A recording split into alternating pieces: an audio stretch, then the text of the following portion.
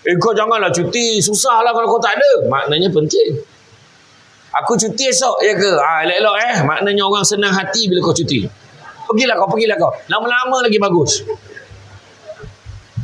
Mungkin orang macam tu. Tanya diri sendiri. Jangan kita tu, sebab tadi jangan syok sendiri kau kata orang suka dengan kau. Jangan. Kan? Allah ni maha kaya. Hidup dalam dunia ni sementara. Jadi kalau dalam sementara ni, kerjalah sungguh-sungguh. Kan? Nabi pesan, beribadahlah kamu seolah-olah kamu akan mati esok, bekerjalah kamu seolah-olah kamu akan hidup 1000 tahun. Maknanya bekerja kena buat betul-betul. Betul tak? Hidup dalam dunia ni sementara. Apa yang sementara? Pertama, pasangan. Sementara. Sampai masa ji'un. Inna lillahi wa inna ilaihi raji'un. Saya ambil ji'un ni. Sampai masa mati pasangan kita. Menurut kajian, lelaki mati dulu. Iya tu. Lelaki mati dulu. Saya pernah ceramah dekat pusat aktiviti warga emas di Jempol, Negeri Sembilan. Saya masuk dalam dewan, semua perempuan.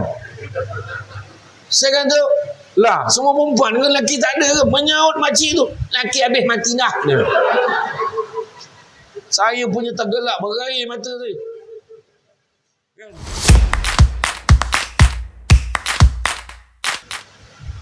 A'udzubillahi minasyaitonirrajim. Bismillahirrahmanirrahim. Assalamualaikum warahmatullahi wabarakatuh.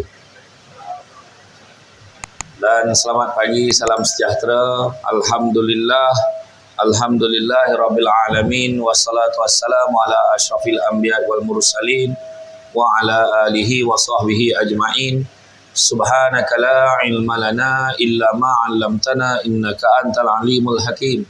Rabbi syrah li sadri wa yassir li amri wahlul 'uqdatam min lisani yafqahu qawli. Alhamdulillah, syukur kepada Allah Subhanahu wa taala, segala puji bagi Allah Tuhan sekalian alam. Salat dan salam ke atas junjungan besar Nabi Muhammad sallallahu alaihi wasallam. Masih banyak saya ucapkan kepada Al-Fadil, Al-Ustaz, pengerusi acara, bahagia Datuk Dr. Ramli selaku insan penting lah. Di sebalik ni alhamdulillah saya, orang lain excited nak jumpa artis, saya excited nak jumpa ikon di sebalik nama Ramli tu. Banyak lagi soalan saya nak tanya dia. Lepas ni ada lagi soalan-soalan saya nak tanya. Kenapa Y tu tinggi? Semua saya nak tanya dulu. Kan? Mesti ada sebab tu kan? Kan? Begitu juga yang berbahagia Datin. Begitu juga pegawai, orang-orang kuat di Ramli Food Processing, seterusnya tuan-tuan dan puan-puan yang dirahmati Allah sekalian. Syukur sangat-sangat kita diam tak diam kita dah masuk tahun baru. Bila sampai pada tahun baru, kadang-kadang ada yang tak perasan. Kita dah pun mencecah hari yang ke-6 dalam tahun baru. Pengka-pengka lagi tangan nak menulis 2022. Tak berapa pandai lagi, baru nak mahir tulis 2022, dah masuk 2023. Dan berapa ramai yang salah terhantar mesej ceramah Samsul Debat tu 2022. Sebenarnya 2023. Dan tahun ini dikatakan tahun yang paling mencabar. Mana tidaknya bermula saja bulan 1, pelbagai soalan ditanya tentang tahun ni tema kala apa. Sebab tak lama lagi nak puasa dah. Yang tu yang difikirkan oleh orang perempuan.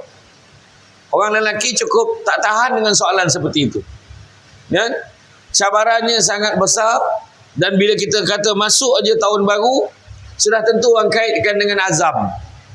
Jadi azam ni pula bergantung pada minda kita, akal kita. Apa yang kita nak buat? Sudah tentunya kita nak jadi lebih baik. Ada orang dia fikir, aku kerja je kat sini, kerja je lah. Apalah aku nak pasang target pula kat tempat ni? Janji aku dapat gaji, dia kata. Sedangkan kalau kita tak fikir untuk improvekan kerja kita, ada kemungkinan semua orang pun fikir macam tu.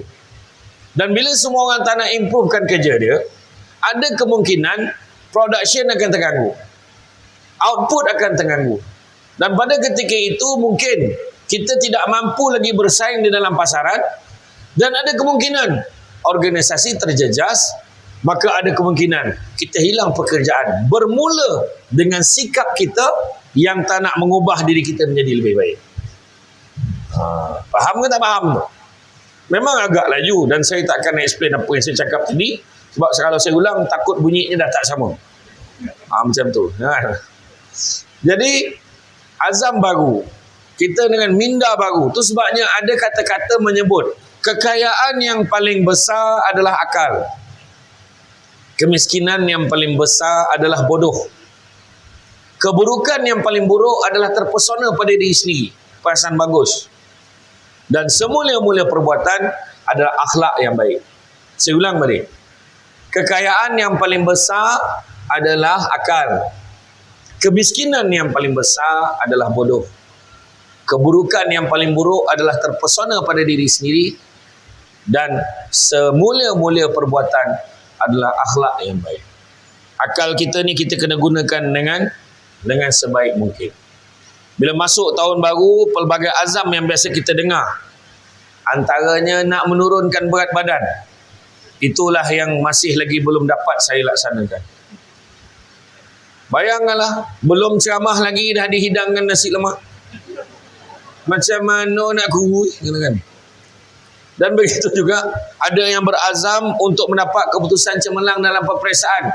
Ada yang berazam di tahun baru ini untuk mendapat satu kedudukan yang tertinggi, menjadi pekerja yang dinaikkan pangkat, mendapat pencapaian-pencapaian tertentu.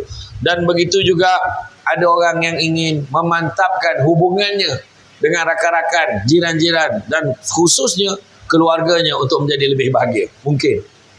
Jadi, apa-apa pun dalam hidup kita ni selalu saya pesan saya beritahu, hidup kita ni cita-cita jangan nak jadi kaya.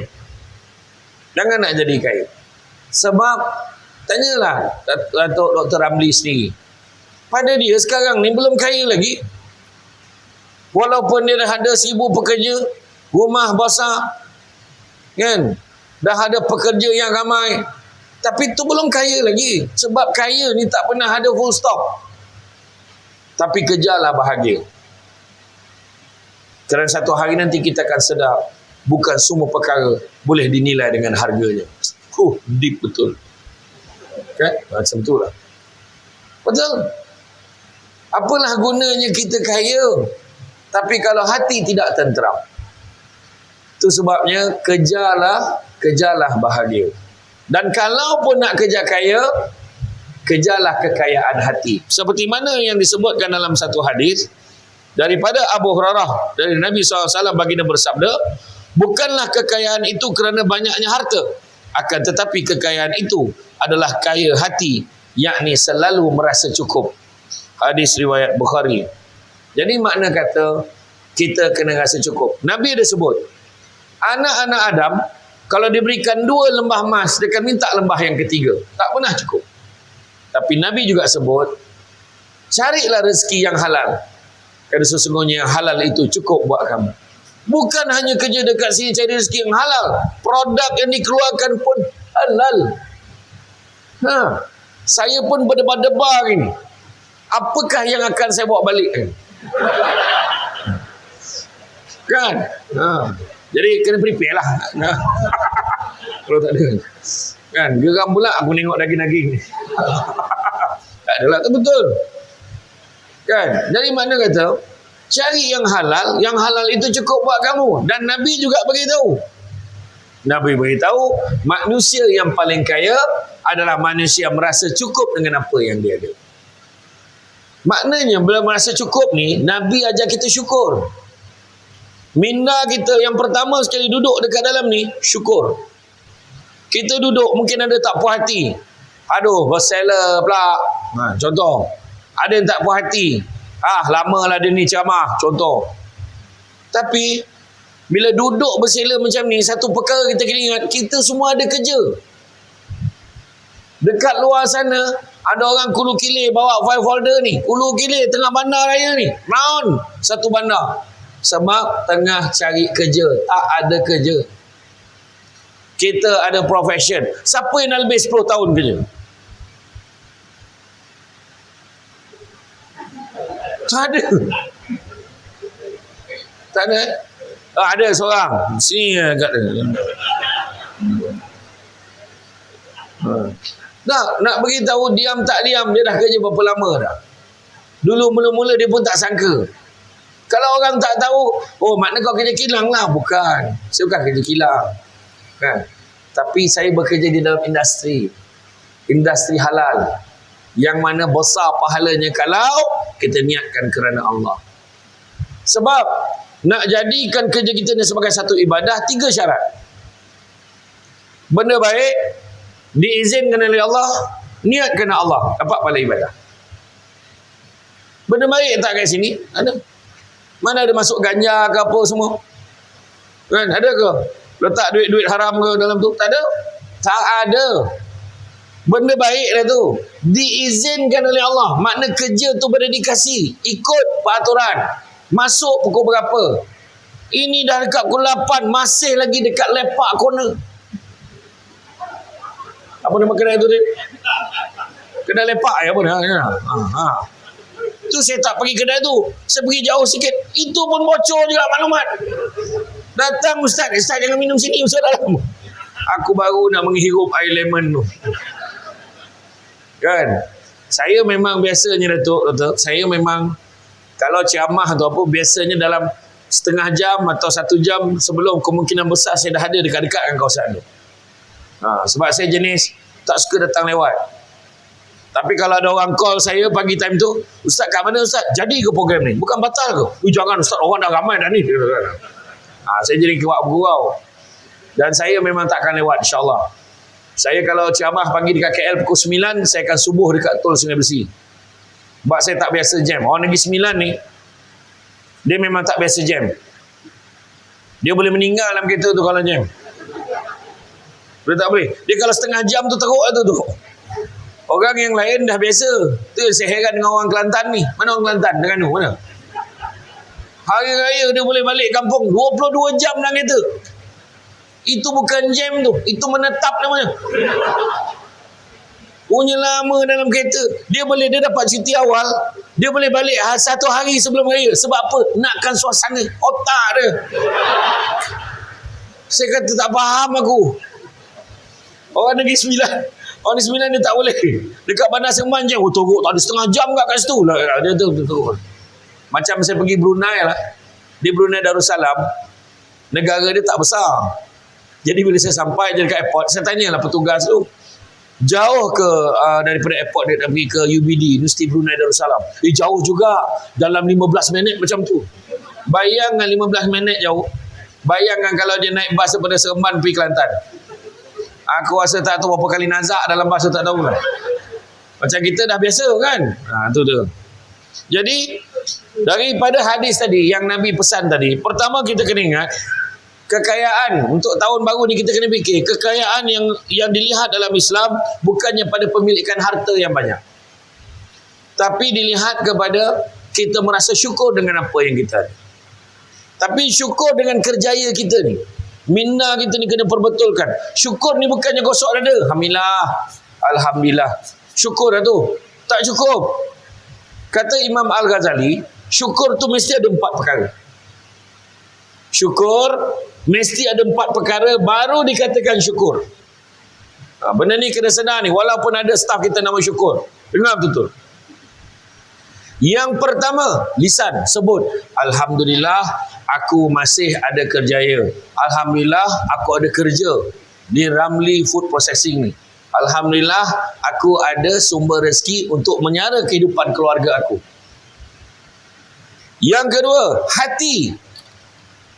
Kata Imam Al-Ghazali, mesti memperakui siapa bagi nikmat? Bukannya Datuk Dr. Ramli, tapi Allah yang memberikannya melalui Datuk Dr. Ramli. Nampak? Allah bagi kita rezeki. Kedua.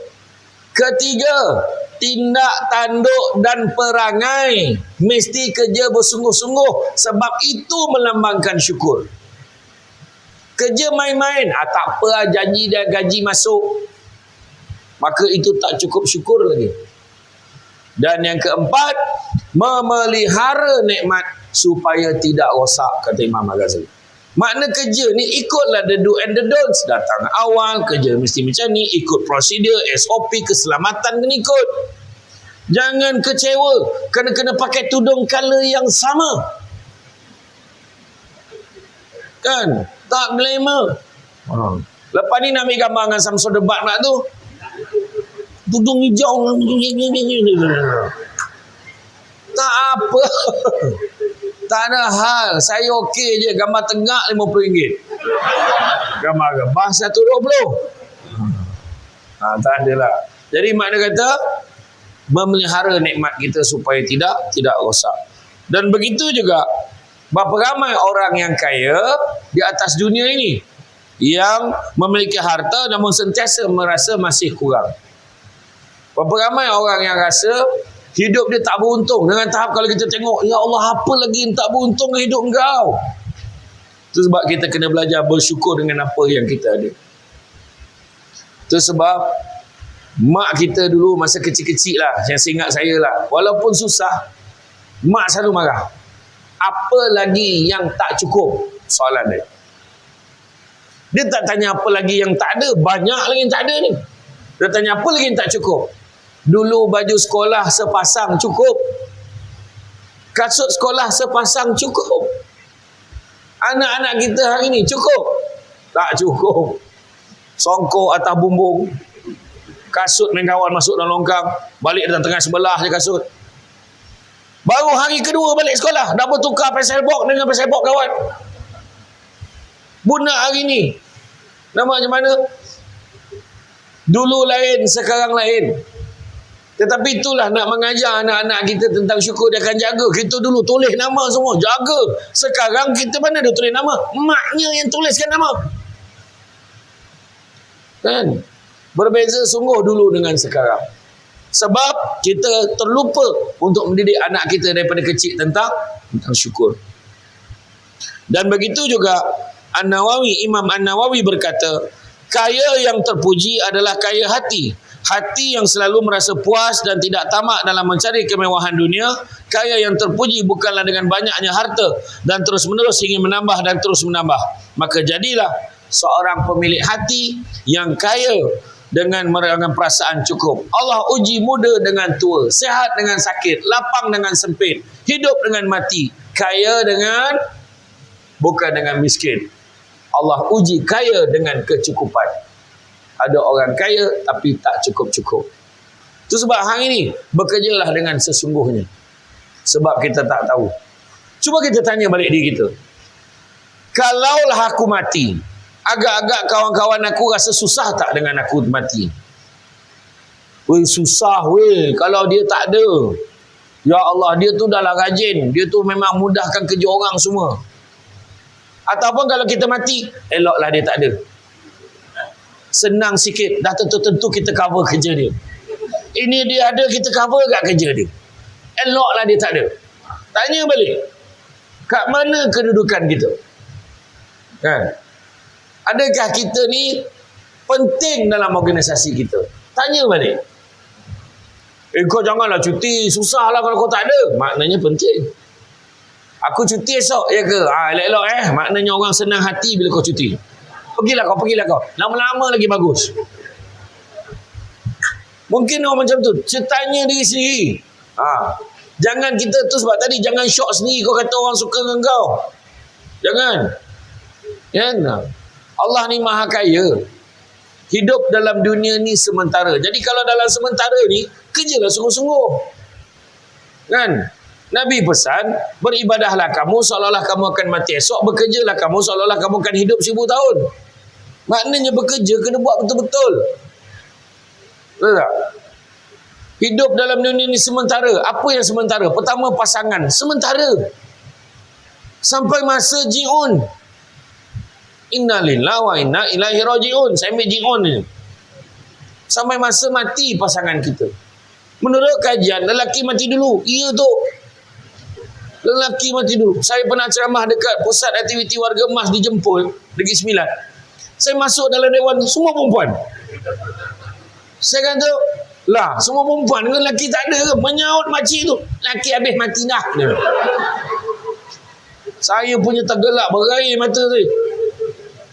Kan? 5 minit saya berhenti ceramah sebab tergelak. Kan?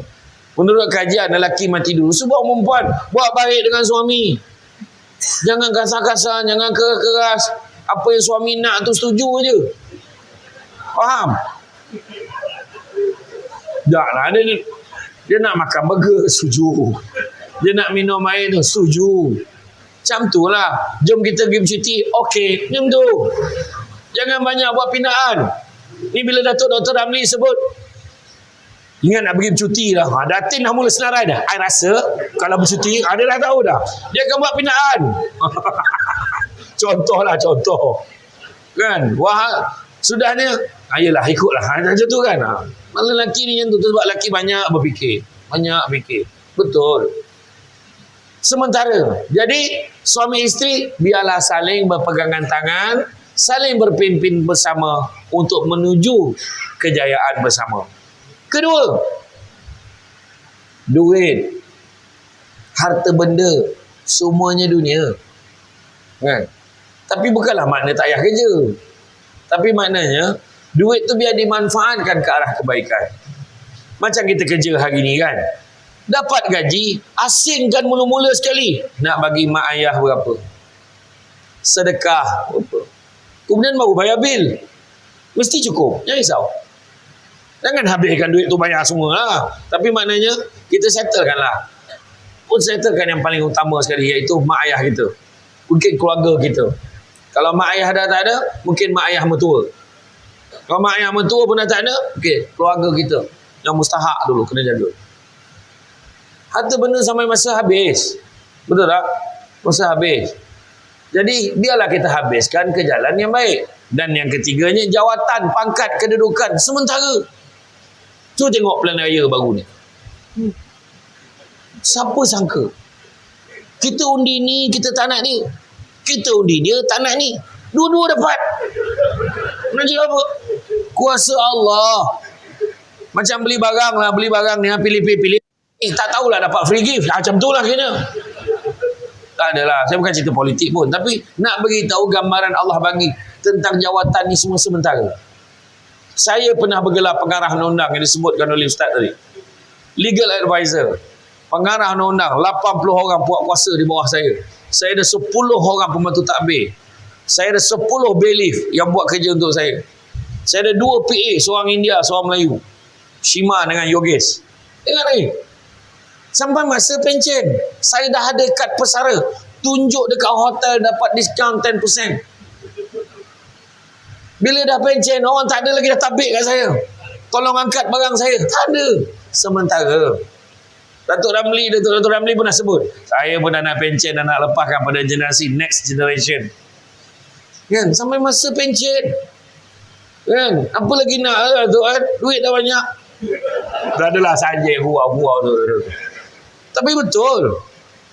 Tak, saya selalu cakap, saya pernah berbual dengan Abang Abius. Abang Abius, dia bawa sekali tu dia bawa kereta Mercedes 2 pintu. Nombor plate dia ABY 33. Saya dapat. Bang, masa mula saya jumpa bang. Bawa dia terima. Ustaz, dia kata, ini bukan lambang kemewahan. Ini lambang kejayaan. Bila kita berjaya, biarlah ada tanda. Itu sebabnya. Kita pernah, dia sedap lah kaya. Dia bukan isu kaya. Bukan isu kaya, tuan-tuan dan puan-puan. Itu sebab tadi banyak saya dengar. Saya tanya macam mana punca boleh mula fikir pasal Ramli ni. Pasal Ramli Burger ni. Pasal buat ni, daging ni. Buat food processing ni. Saya tanya tadi. Itu sebab dalam satu pepatah Jawa ada menyebut. The beauty of success.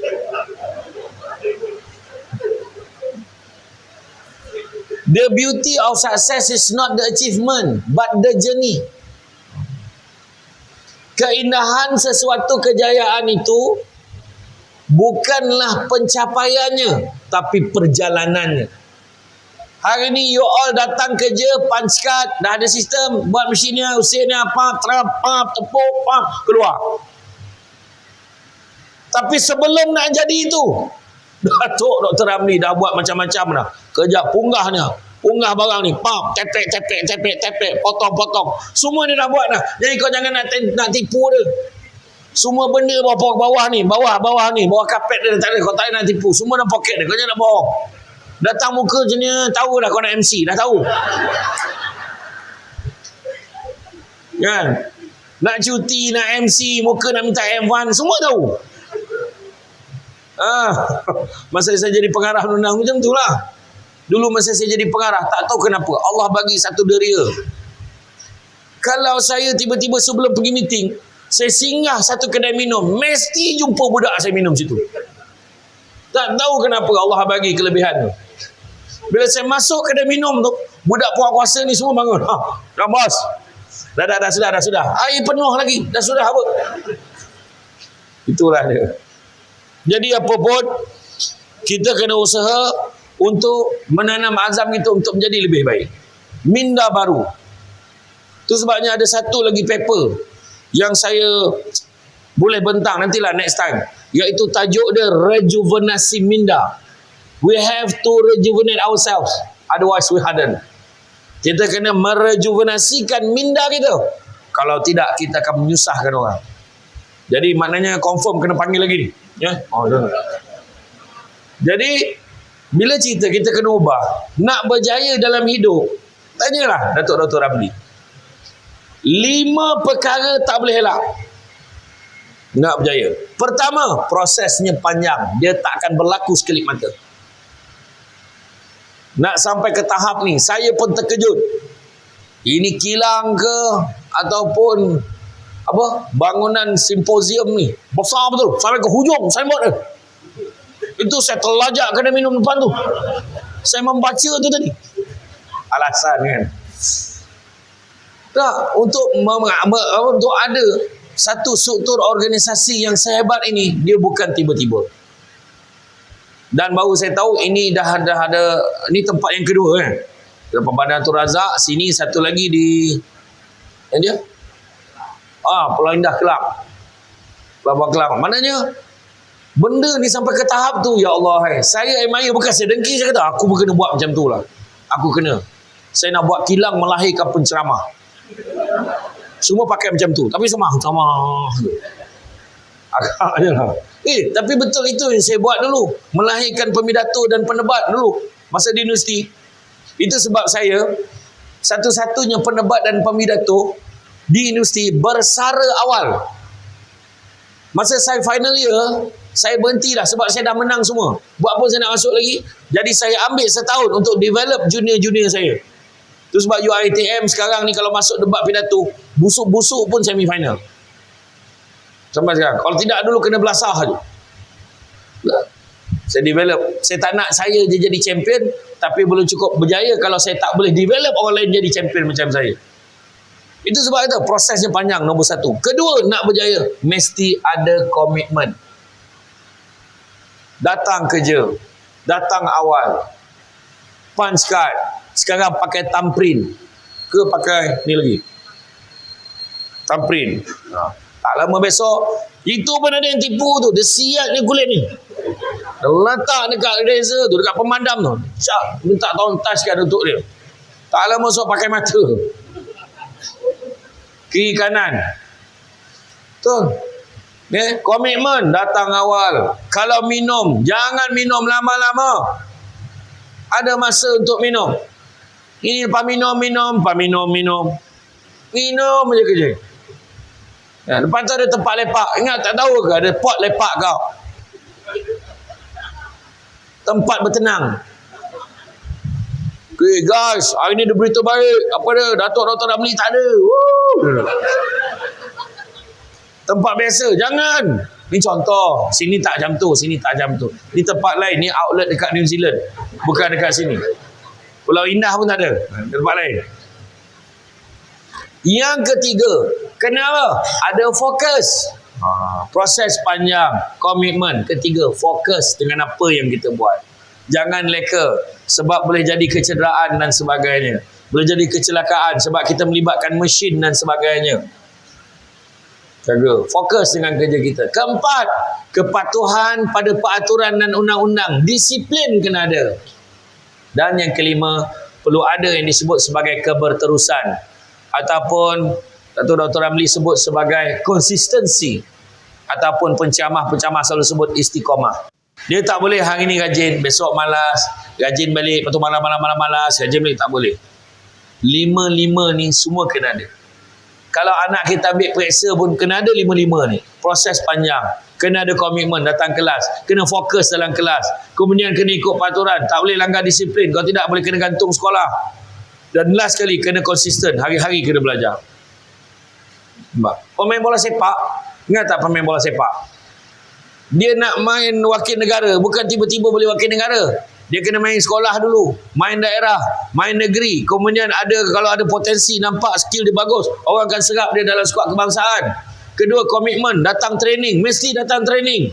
Fokus dalam latihan. Ini bila tak fokus, bola patut tanduk dia sepak. Bola patut sepak dia tanduk dan menyarap kawan tu kat padang. Sobat. Kemudian disiplin kena ada. Berapa ramai pemain bola sepak kebangsaan digugurkan sebab malam-malam menyelinap pergi kelab malam. Dengar tak dulu? Dia tinggalkan camp curi-curi, keluar daripada camp latihan. Kena gugur. Sampai kesudah tak boleh wakil negara dah. Sebab disiplin. Kemudian istiqamah. Kalau permainan kejap skor, kejap tak, kejap skor, kejap tak. Kan? Kita kena faham. Liverpool berada dalam keadaan yang sukar sekarang ini. Tapi you'll never walk alone. Ya. Kan? Kejap menang, kejap kalah, kalah, menang balik. Jadi itu biasa. Kita kena support tim kita. Macam itulah ya. Kan? Jadi lima-lima ni kena ada. Jadi nak bagi tahu, habis minda kita ni nak setting macam mana? Pertama, jujur dalam kerja. Jangan menipu. Kerja dengan jujur dan ikhlas. Yang pertama. Kedua, jaga amanah. Benda patut buat kita buat, benda yang jangan buat jangan kita buat. Jaga amanah kerja kita. Bekerja dengan bersungguh-sungguh seperti mana yang telah dijanjikan. La imana liman la amanatalahu wala dina liman la ahdalahu. Tidak beriman orang tidak menjaga amanahnya, tidak beragama orang tidak melaksanakan janjinya. Dah berjanji ke tidak? Pernah tak kita berjanji? Ada. Bila kita sign kontrak kerja, itu berjanji. Kontrak of service, kontrak for service, semuanya kita dah berjanji nak bekerja. Kerjalah. Yang ketiga, jaga hubungan satu dengan yang lain. Jangan saling jatuh menjatuhkan. Buang 3 penyakit yang paling utama dalam organisasi. Pertama, buang penyakit tamak. Ingat, jangan tamak, kongsi tak apa. Faham mau membuat?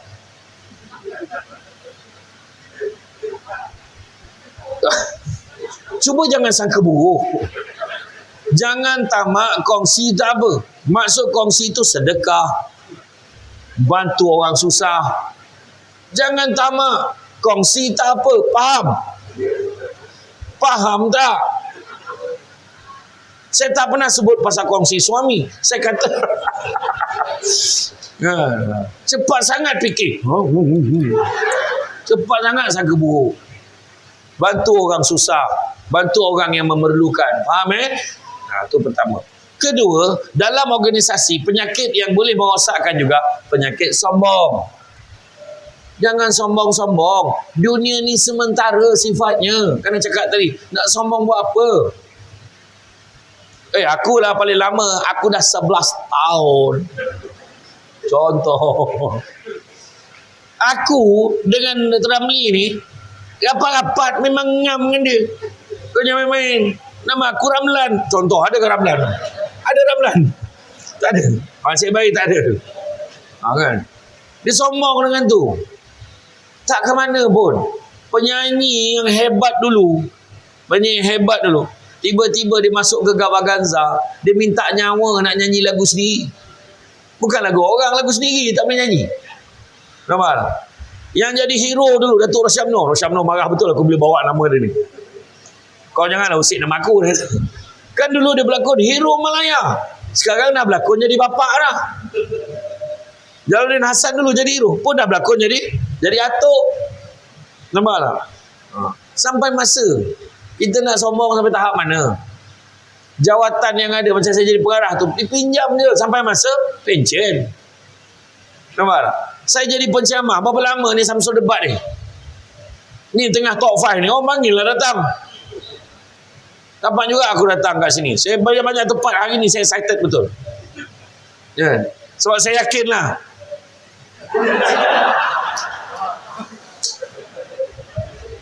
Kalau boleh sosis tu lebih sikit lah. Tak ada lagu apa. Nah, tapi betul. Sampai masanya kita akan semua ni yang Allah Ta'ala bagi ni pinjaman je sifat dia. Kan? So jangan kita nak sombong-sombong. Tak perlu. Itu akan merapatkan hubungan kita dengan satu yang lain. Begitu juga yang ketiga, jangan kita dengki. Dengki ni paling bahaya, yang boleh merosakkan organisasi. Saling nak menjatuhkan. Jangan dengki. Dengki bahasa Melayu, bahasa Arabnya hasad. Punya teruknya di Malaysia ni, dua-dua pakai. Hasad, dengki. Jangan dengki-dengki. Nampak orang tu naik pangkat, macam mana dia boleh naik? Weh, tak sepatutnya dia naik. Dia dengan Datuk Dr. Ramli macam mana pula? Seorang tu pula cakap. Jangan macam itu. Cuba kalau kita dapat kelebihan naik pangkat, orang tak puas hati dengan kita, apa perasaan kita? Tentu kita sedih. Bila orang tu naik, kita kena gembira.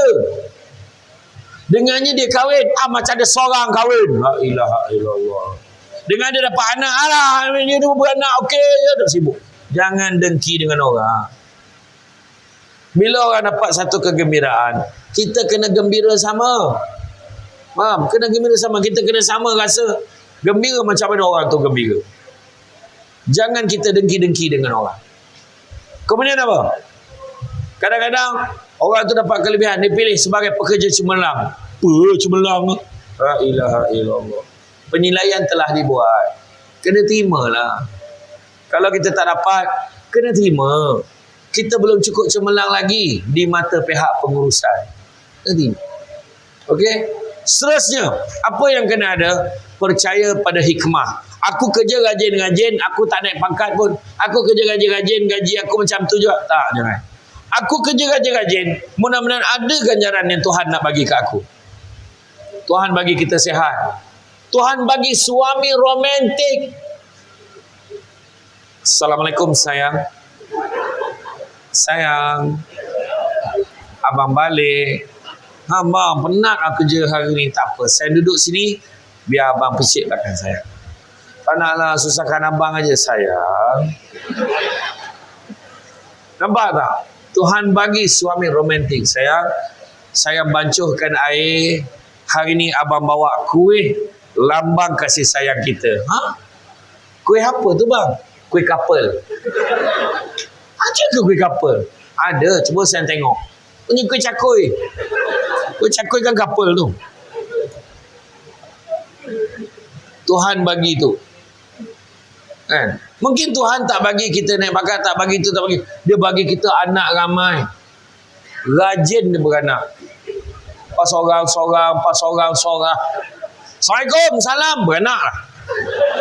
Pantang bagi salam, menyaut memang beranak lah. Waalaikumsalam, beranak. Waalaikumsalam, beranak. Yang seorang tu tak payah bagi salam, tepuk nyamuk, beranak. Rezeki. Jangan malu anak ramai. Anak berapa? 10 kan? Jangan malu. Cakap, anak kau berapa? 10. Itu sambil-sambil balik kerja tu. Belum betul-betul lagi tu. Rezeki. Kadang-kadang Allah bagi kita, mungkin anak tak ramai, tapi dia bagi mak ayah kita umur panjang, supaya kita sempat merasai, menumpang kasih sayang mak ayah kita ni, masih sampai ke hujung hayat dia. Macam-macam. Ada orang lambat kahwin, tapi Allah bagi dia rezeki. Rezekikan dia menjaga mak ayah dia dengan baik. Itu sebab kita percaya pada hikmah. Tanam tabu di topi rumah, cabut ubi sampai ke akar. Kalau hidup membaca hikmah, selaut garam terasa tawar. Itu dia panggil. Ya? Yakin rezeki Allah bagi kat kita. Seterusnya, bertanggungjawab. Jangan gamar menyalahkan orang dalam sesuatu perkara. Kalau dah memang salah kita, saya minta maaf, memang salah saya. Apa yang patut kita buat sekarang? Senang. Ini bukan salah saya, itu dia. Apa pula? Saya pun tak tahu benda ni. Benda tu lalu kat saya tak tahu benda tu macam tu. Ini salah. Tunjuk pula orang lain. Macam cerita bangau bangau. Kenapa bangau kurus? Ikan tak timbul. Kenapa ikan tak timbul? Rumput panjang. Kenapa rumput panjang? Kebau tak makan. Kenapa kebau tak makan? Perut sakit. Kenapa perut dia sakit? Makan nasi mentah. Kenapa nasi mentah? Kayu api basah. Kenapa kayu api basah? Hujan turun. Kenapa hujan turun? Kenapa kata panggil? Ular nak makan. Okey.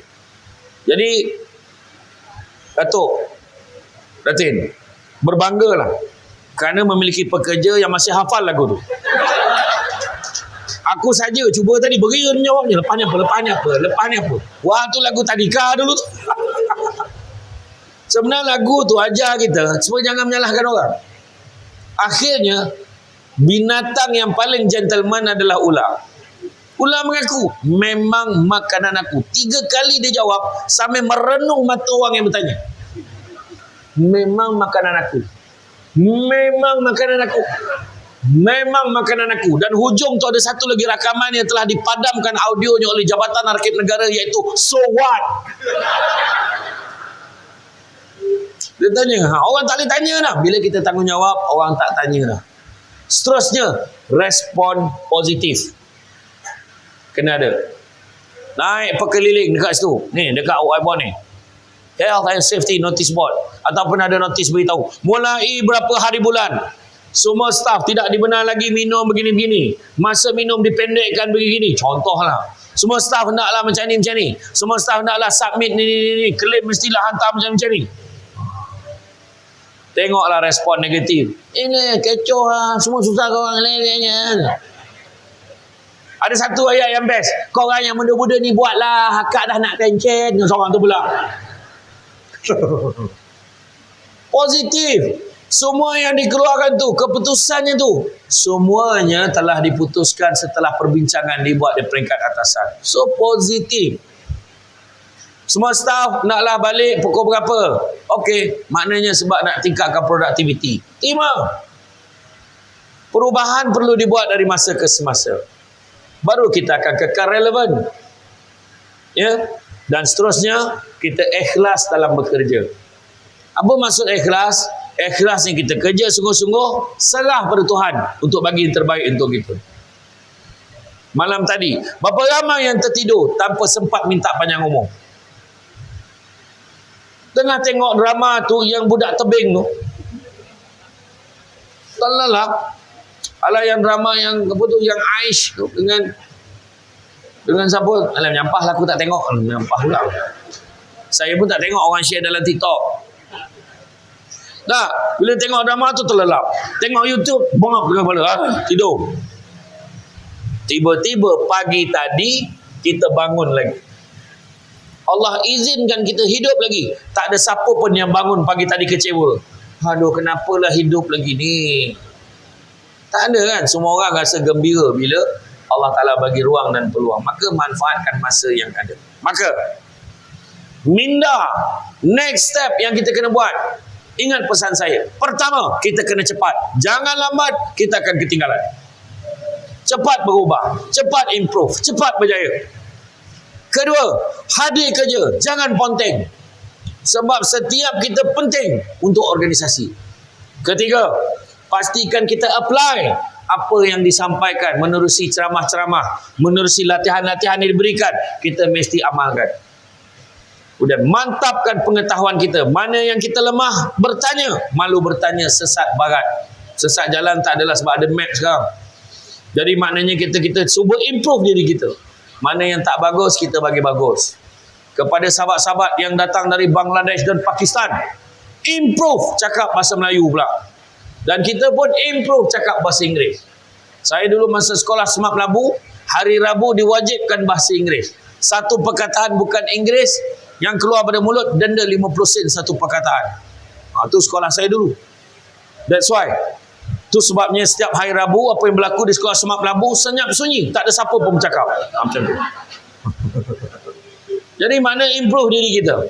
Mantapkan. Seterusnya profesional. Jangan campur aduk kerjaya kita dengan pribadi. Jangan. Maksudnya kerja betul-betul. Hal pribadi settlekan. Balik rumah kasih settle. Jangan biarkan masalah tu berlarutan. Ada masalah dengan suami, duduk bincang. Abang, saya nak tanya. Ni siapa yang call abang semalam berkali-kali, tak ada nama, tak ada apa. Siapa? Mana abang tahu scammer lah kot. Sudahlah. Lelaki semuanya sama je masalah tu. Settle elok-elok. Abang, macam yang Datin selalu cakap dengan Datuk lah. Abang, kalau abang nak jalan laju, abang jalan seseorang. Tapi kalau abang nak jalan jauh, kita jalan sesama. Macam tu.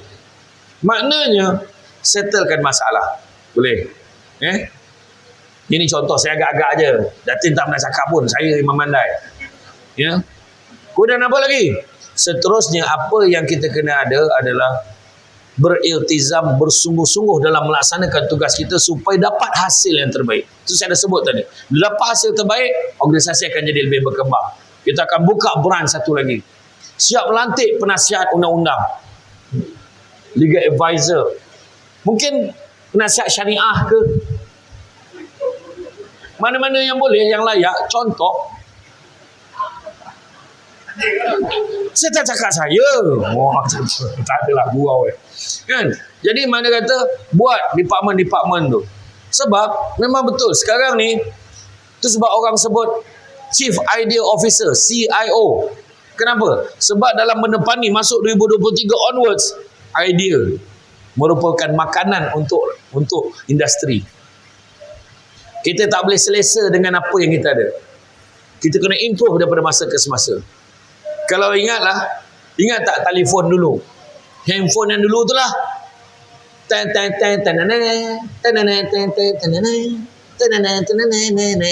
Ingat tak telefon? Saya tak boleh sebut jenama dia sebab dia tak taja camah kita bagi. Dulu handphone tu, ingat tak kita pakai dulu? Baterinya tahan. Mana ada power bank? Bateri tahan. Seminggu tahan. Yang tak campur orang tu 2 minggu tahan. Dia tak telefon orang, orang tak telefon dia 2 minggu tahan. Yang bateri habis cepat sebab main snake. Kalau ingatlah dulu. Kan? Tapi disebabkan dia terlampau selesa, dia tak nak buat perubahan. Akhirnya datang Android. Akhirnya datang handphone yang I itulah, yang tu. Saya tak nak sebut, dia pun tak taja camah kita lagi. Dan akhirnya bila semua ni, barulah telefon ni tadi baru nak ambil, nak adopt, nak ambil Android. Maka pada ketika itu dia dah jadi ketinggalan. Ingat tak saya sebut awal tadi, kena cepat. Kalau lambat kita akan ketinggalan. Seterusnya, organize, susun strategi. Orang yang bijak akan nampak jalan pada setiap masalah, bukan nampak masalah pada setiap jalan. Jadi saya doakan Astri ini, Ramli Food Processing ni akan terus berkembang mekar dan maju menjadi main player dekat dalam Malaysia. Mudah-mudahan. Boleh? Kau tak faham apa aku cakap ni? Oh, dia angguk je. Oh, okey. Seterusnya, apa yang kena ada adalah niat kita. Itu yang terakhir. Apa juga perkara niat kita. Itu sebab Nabi sebut apa? Nabi sebut, tidak ada lagi penghijrahan selepas Fathu Makkah. Nabi bagi tahu. Lepas kita masuk ke Mekah tu tak ada lagi dah. Yang ada, kata Nabi, adalah niat dan jihad. Itu sebab kita buat ceramah tahun baru ni. Niat dan jihad. Maknanya perbetulkan niat itu bukan senang. Perbetulkan niat dan jihad untuk melaksanakan niat tu bukan satu benda yang senang. Itu sebab di awal tahun dia panggil penceramah berprofil tinggi untuk datang ke sini. Sebenarnya nak bagi suntikan semangat untuk kita ubah, perbetulkan niat kita. Jangan niat kita, aku ni kerja sampai ni besok aku berhentilah. Jangan. Kita letak niat yang baik, insya-Allah kebaikan juga yang akan datang kepada kita. Bekerja bersungguh-sungguh, memberikan hasil yang produktif, insya-Allah mudah-mudahan kita pun diberkati lagi rezeki kita dan berjaya kita di dunia dan di akhirat. Jadi tuan-tuan dan puan-puan sekalian, saya buka kalau ada apa-apa soalan yang nak diajukan. Silakan. Kalau ada soalan, boleh adik ke saya ataupun ada mic satu lagi di depan. Jadi tak ada.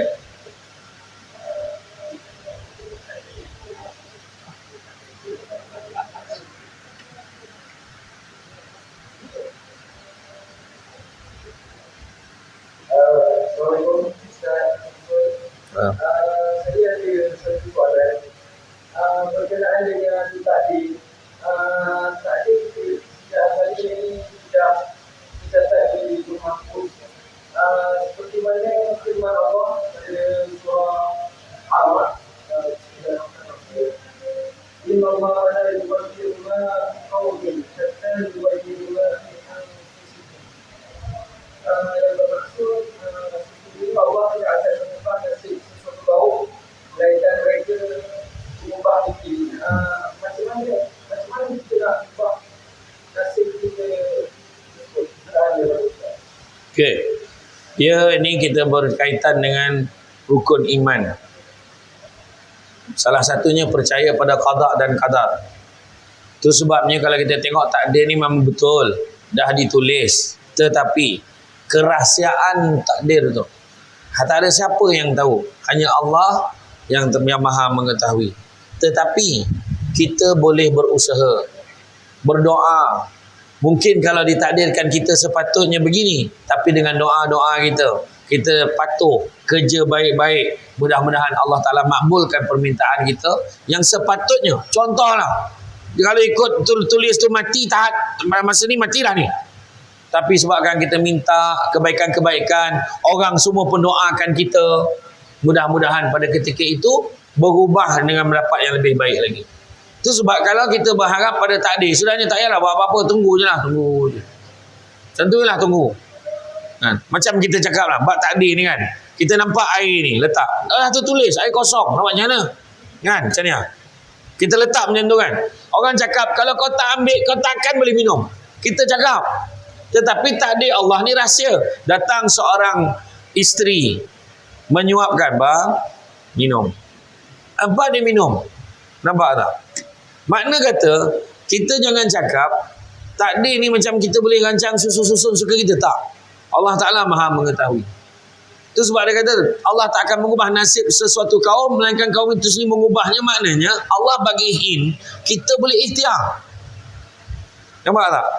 Aku nak buat macam mana? Memang Tuhan dah tulis rezeki aku ni memang miskin. Jangan. Maknanya kita berputus asa. Bukankah telah disebutkan dalam satu hadis qudsi, Nabi beritahu yang Allah beritahu, sesungguhnya aku sentiasa berada pada sangkaan hamba-Ku. Ni bala lah ni, memang bala. Aku rasa Allah Ta'ala memang tak suka kat aku ni, memang tak suka. Sebab kita sangka macam tu. Kena positif. Boleh. Kita rasa kita boleh. Itu sebabnya jangan kita, habislah, aku rasa tak adalah. Bab rezeki, kita kena ingat 3 hakikat rezeki. Pertama, punca rezeki Allah tentukan. Ada orang rezeki duit simpanan, ada orang rezeki naik pangkat, ada orang rezeki mak saudara dia meninggal tak ada waris lain, kita waris, kita dapat. Itu hakikat rezeki. Punca Allah Ta'ala tentukan. Pertama. Kedua, kadarnya berapa banyak pun Tuhan tentukan. Contohnya, diumumkan bonus untuk staf Ramli. Ada? Saya takut saya salah cakap. Ada? Okey, ada. Dengan ini diumumkan bonus. Tak kisahlah berapa. So, jangan bertiga, baik, tak payah. Contohlah. Cakap belakang. Sebenarnya kita terlupa, kadar tu pun Tuhan tentukan. Dan yang ketiga, bila kita dapat rezeki itu pun Tuhan tentukan. Itu sebab kadang-kadang tak sangka. Saya belajar dulu sekolah kebangsaan Para, UPSR dapat 5A. Dalam satu sekolah tu 2 orang yang dapat 5A. Hanif Osman, Samsul Amri Ismail. Dua-dua masuk Smart Labu. Lepas tu dia masuk UM. Saya masuk UiTM. Dua-dua ambil law. Kan? Dua-dua jadi legal practitioner. Jadi legal advisor. Tak ada siapa sangka dia jadi penceramah. Apa hal kau ke sini? Mak saya pun tanya saya, dalam keluarga kita tak ada seorang pun jadi penceramah. Apa hal kau tiba-tiba jadi penceramah? Mak saya tanya. Sebab itulah kerahsiaan takdir. Kita berdoa, minta dengan Allah, ada 3 je. Kita kena yakin 3 sahaja keadaan akan berlaku. Pertama, Allah bagi sama macam yang kita nak. Pertama. Kedua, Allah tak bagi sama macam kita nak, Allah bagi lagi baik lagi. Dan yang ketiga, Allah tak bagi masa kita di dunia, Allah simpan untuk kita akhirat besok. Kalau kita yakin macam tu, hati pun senang, lapang dada, tak poning kepala. Wallahu a'lam bishawab. Terima kasih. Dah.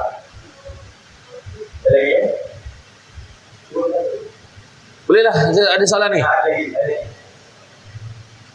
Baik, kalau awal saya berkata tuan. Tuan. Yang malu. Okey.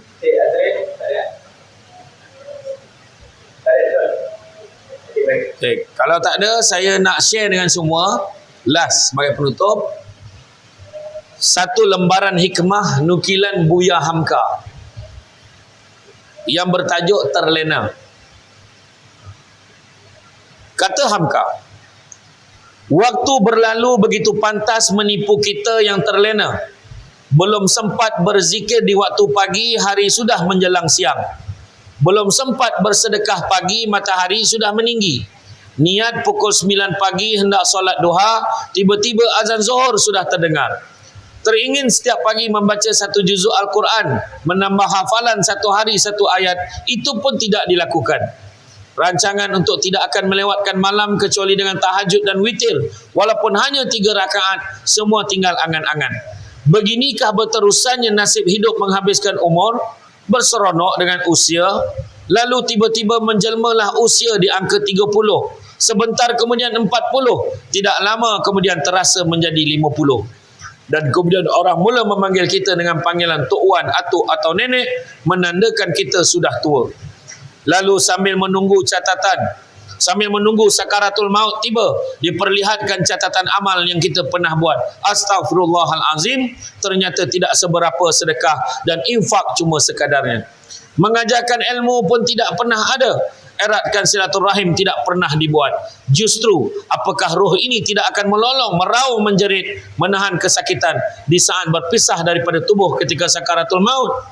Hati berkata, tambahkan usiaku ya Allah. Aku memerlukan waktu untuk beramal sebelum kau akhiri ajalku. Belum cukupkah kita mensia-siakan waktu selama 30, 40, 50 atau 60 tahun? Perlu berapa tahun lagikah untuk mengulang pagi, siang, petang dan malam? Perlu berapa minggu, bulan dan tahun lagi agar kita bersedia untuk mati? Kita tidak akan pernah merasa kehilangan waktu dan kesempatan untuk menghasilkan pahala. Maka 1000 tahun pun tidak akan pernah cukup bagi orang-orang yang terlena. Jadi renung-renungkan, mudah-mudahan kita berusaha untuk menjadi manusia yang lebih baik, tuan-tuan dan puan-puan sekalian. Jadi itu saja daripada saya. Bak kata orang, sepandai-pandai tupai melompat, akhirnya jatuh ke tanah jua. Walaupun perkongsian sudah tamat, mudah-mudahan meresap ke dalam jiwa. Cantik dipandang rumah penghulu, kayu terukir dari papan, alang-alang menuntut ilmu, sebutir pasir kembang kalah menjadi intan. Budak-budak membawa galah, nak menjolok buah berangan. Kalau ada silap dan salah, dikata tidak, dicaci jangan. Tenang-tenang air di laut, sampan kelok berik ke tanjung. Hati terkenang mulut menyebut, jasa baik pihak tuan menjemput, rasa nak junjung. Jadi itu saja daripada saya, tuan-tuan dan puan-puan sekalian.